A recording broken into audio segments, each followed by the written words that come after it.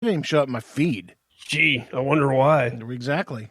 You know, I don't get, and then there's other flip sides too. You have your narcissists out there too.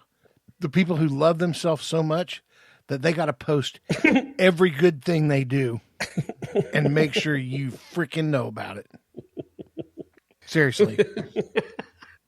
Went to the casino and won $1,500 and stopped into a church and made sure I gave them $100. Well, good on you, dumbass. You'd have $1,500 if you didn't do that. We should do that. Let's do that on Twitter or something. Let's just take a whole day and just talk about all the great things we've done through the whole I can't do that. I'm not programmed to do that. Let's just make stuff up, though. Like, I'm gonna have to make up a total different person to do that because I don't want anybody knowing it's me doing that. I will. I'll change the opinion of a bunch of people that think like me.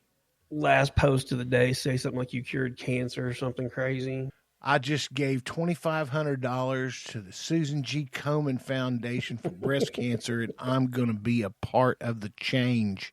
No, you're not. 2,000 out of 2,500 just went in somebody's pocket. Only 500 went. Get a life. God. I didn't realize we were going to go down this road. Social media is the devil. Oh, it is, dude. I totally believe that. And unfortunately, apparently, I like hanging with the devil. Because you can't get away from it. Yeah, I'm on all 73 platforms. Right. With multiple handles.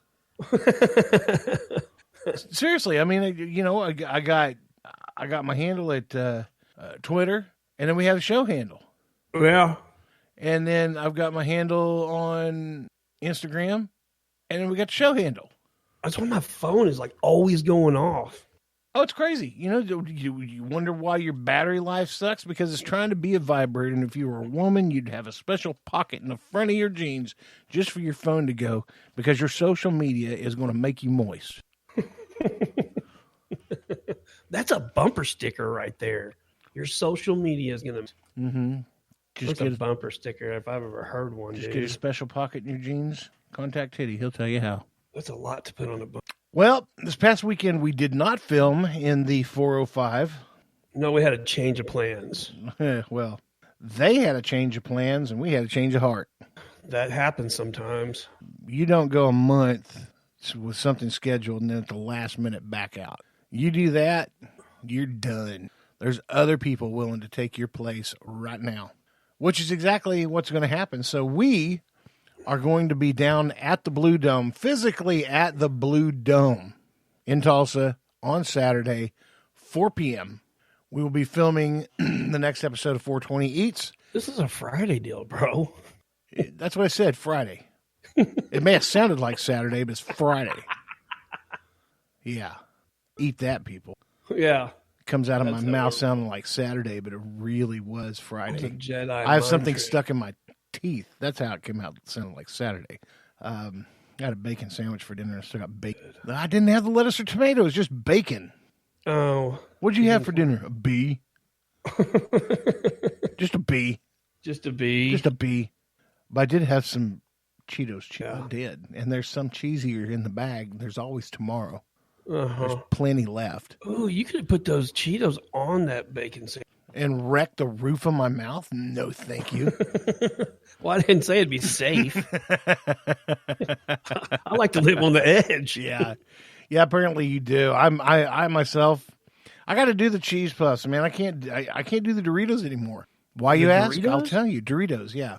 Why you ask? Because I'm missing some teeth in the back, and sometimes Doritos want to become an actual physical new tooth for you and impale itself into the gum.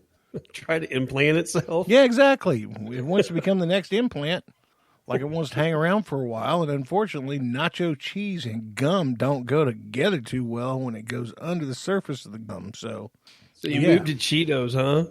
Yes, I moved to Cheetos Poofs. Cheesy Poofs. Man, I can't. I'll eat those till I'm sick, dude. And then you can get those ones at Walmart that are the jalapeno cheesy poofs. Oh, here's something that you guys are. This is an Oklahoma thing. It's got to be an Oklahoma thing. And if you ridicule me, kill me for it, I don't care. Cheetos cheese puffs and salsa. Oh, sounds bad.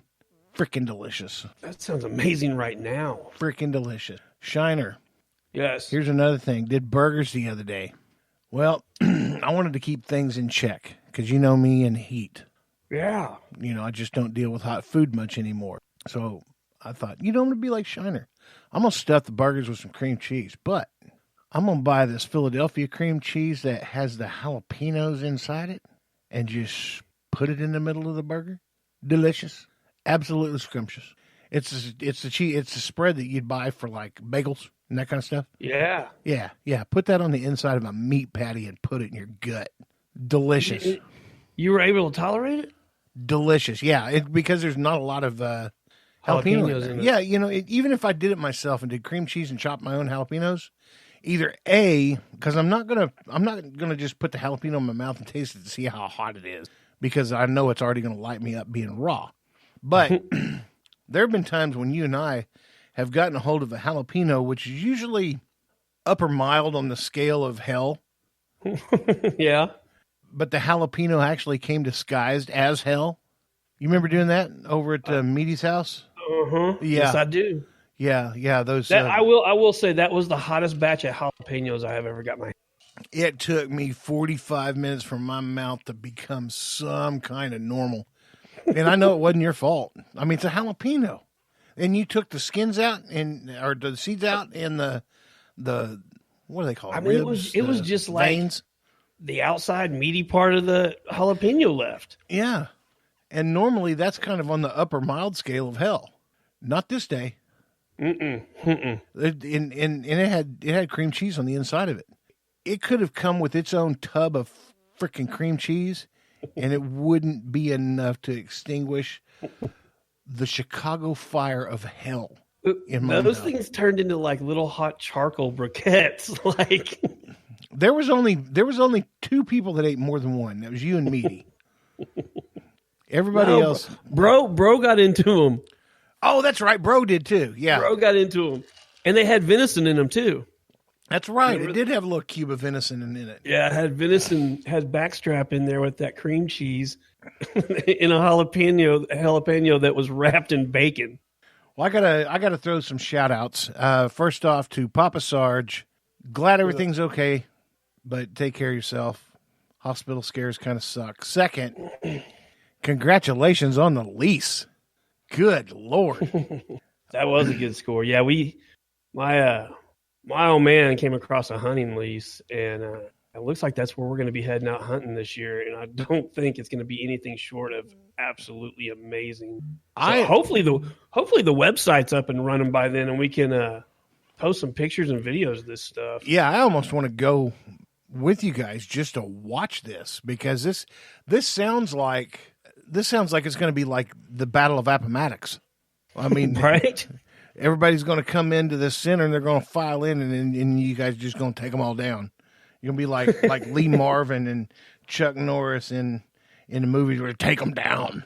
Yeah. I mean, this sounds like this is like, if you hunt whitetail deer, this is one of those places you go that, I mean, it's like once in a lifetime. Hopefully we get a couple seasons or so out of this lease. Oh gosh, that would be amazing. You guys are definitely going to be. I say definitely. I can't say that. But you should be able to fill the freezers quite well next year.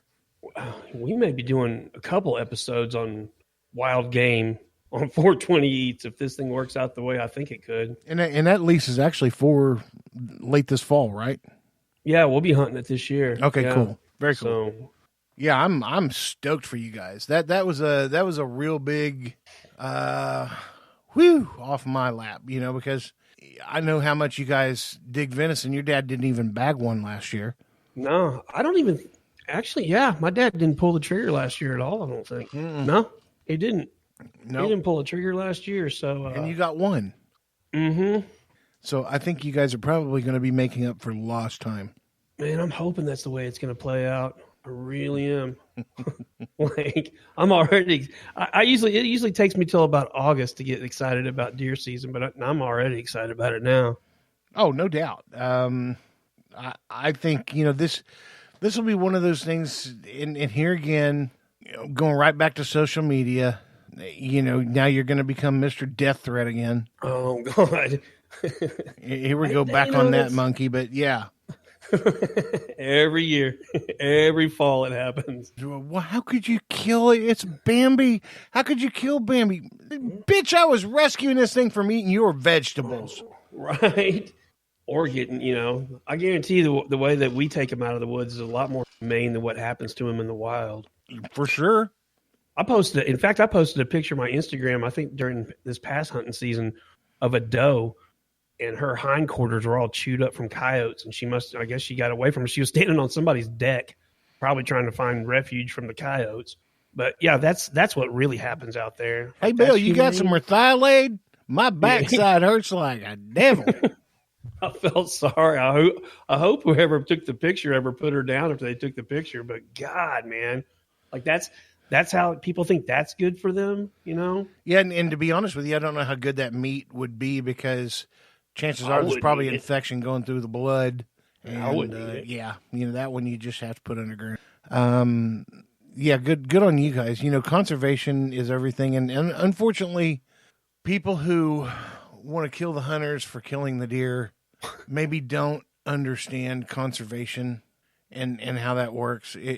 If you have an overpopulation of something, it throws off the entire eco balance of the land and what's going on there. So kind of like in South Florida, people had pythons for pets, and then they get too big, and then they just let them go.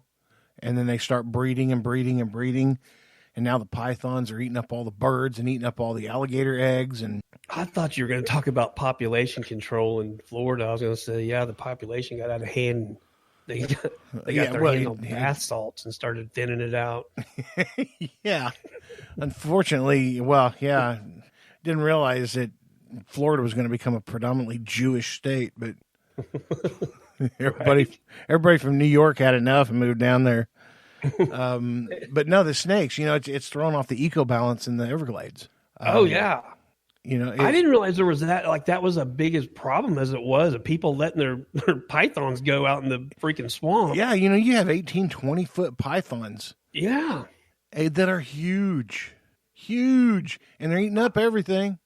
Well, there was a picture that was supposedly out of Florida, and a big python like that they had killed had a white-tailed deer. Yeah, inside of it. There's protected species of birds down there that are thinning out to dangerous levels because of the pythons. That's and it's probably a python will catch a bird. Oh, pythons will strike. Yeah, pythons. You imagine one of those 18-foot snakes striking. Well, but let's talk about the egret. Okay, it's kind of a slow bird. It's a tall bird with a long neck and a big wingspan, and it takes them a little bit to get going. Yeah. That's true.